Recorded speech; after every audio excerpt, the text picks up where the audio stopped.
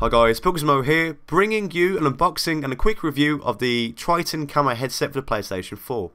Now this headset will work with the PlayStation 4 like I say, and the PlayStation Vita, because it uses a 3.5mm 4-pin jack which carries the headphone and the microphone through the one jack. Unfortunately this means that you can only use the one function on the PC, so you can only use it for headphones on the PC, but to be honest, if you're going to use it for PC, you'd probably get a better headset than this. But for the PlayStation 4 and for the PS Vita, I haven't actually tried it on the Vita because I don't own one, but for the PlayStation 4 it works perfectly. You plug straight into your controller and that's all you need. You get both game audio and chat audio through it. So like I say, the headset is brilliant overall. I'll go into why later. It retails at around £30 depending from where you get it from, but I actually picked this up for £17, which is nearly half price from Game. So if you're in the UK and you want to buy this headset at the end of the video, go to the Game now and get it for £17. I got it online, came in about 3 days, and just brilliant all round. So the headset, the build quality is, it's good for the, especially for the price of around £25 normally. It's very, very good.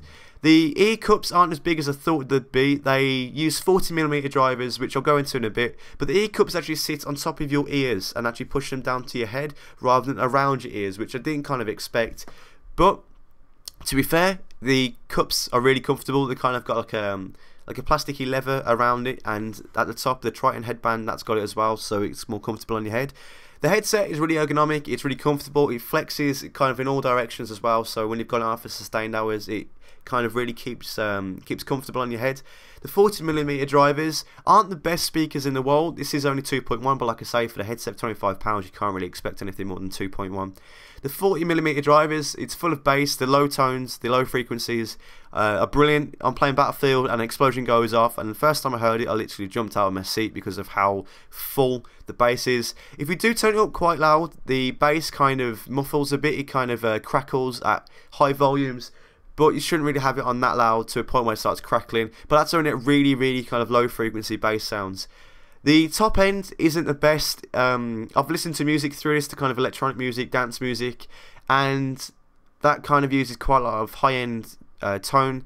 The kind of synths and stuff in house music is kind of, the bass kind of overwhelms kind of the top end, which for gaming is brilliant because you want a lot of bass. You want to feel and kind of hear all the explosions that are going on and all the gunshots that are going on, because if you're especially in a first person shooter, you don't want to hear like tinny gunshots, you want to hear quite full bassy noises.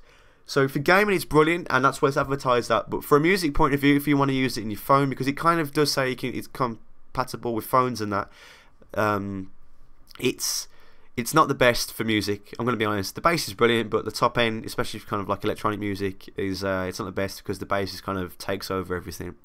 So you're going to be kind of seeing some photos now, and I will try and make sure that the photos stretch the full length of the video, but I didn't take too many. The headset has got a shiny texture all the way around.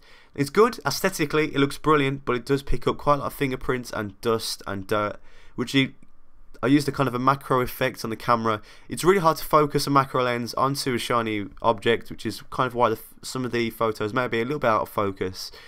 But it's aesthetically it looks really nice, but like I say, it can pick up quite a bit of dirt, which if you're fussed about that, I mean, it's not too much of a problem, but just be warned that it will kind of, it's kind of the same material as the top of the PlayStation 4, that shiny part, and you know how that can kind of get dirty and get finger marks on it. It's the same sort of material. So overall, what I would recommend, I would say if you're looking for a cheap headset, don't go and buy one of those PlayStation branded ones that have only got the one ear in and kind of goes around the top of your head. Or the in-ear ones are so much better than that, and for the money you cannot complain whatsoever. The good thing as well, you can get, normally when I just plug my headphones, my Apple headphones into the controller, I'll only get the chat audio out of one earphone, which isn't the best.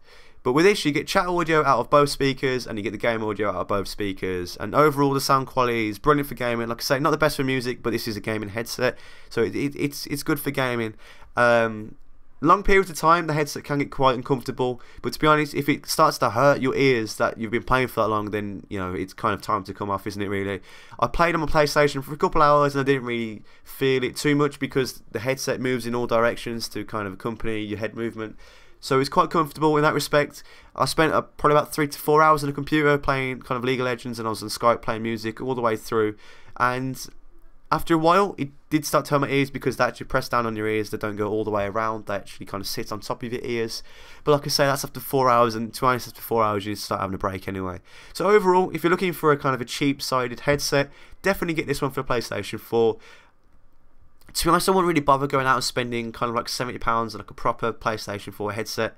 And to be honest, if you are going to spend that, the chances are it's not going to be optimised fully for PlayStation 4, and you're going to have to start using USB cables and the kind of audio cables into the back of your TV. This is literally one jack that plugs into your PlayStation controller and it works brilliantly. Another good thing as well, just to wrap up the video, it's got an online audio kind of control. You can mute your headset and turn the volume up and down, which saves you going into PlayStation settings to do so, which again makes it a lot easier, and for the money, absolutely brilliant to have that sort of feature on it. Inside the box you don't get anything apart from a leaflet and the actual headset itself, but like I say, for the money you can't really expect that much more. So guys, if you enjoyed the video and it's helped you out, don't forget to leave don't forget to leave a like rating, and if you're going to buy this headset, tell me in the comments below because I want to see how much of you actually want to go and buy it after this review. So if you enjoyed, leave a like rating. If you aren't subscribed, make sure you do so. So that's it guys, hope you enjoyed. All the best. Pugizimo out.